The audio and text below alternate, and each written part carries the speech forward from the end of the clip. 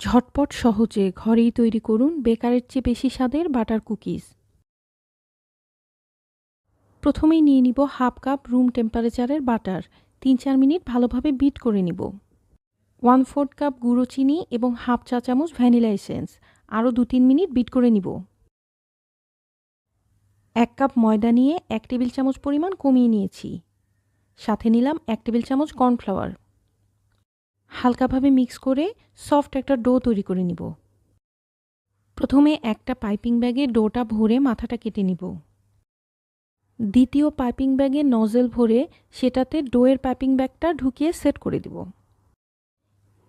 এভাবে ঘুরিয়ে ঘুরিয়ে সহজ বিস্কিটের ডিজাইন করে নিব। কিছু তৈরি করছি হার্ট শেপে। ১৮০ ডিগ্রি প্রিহিটেড ওভেনে আপ ডাউন হিট অন করে মিডল রেখে বেক করব ১২ মিনিট।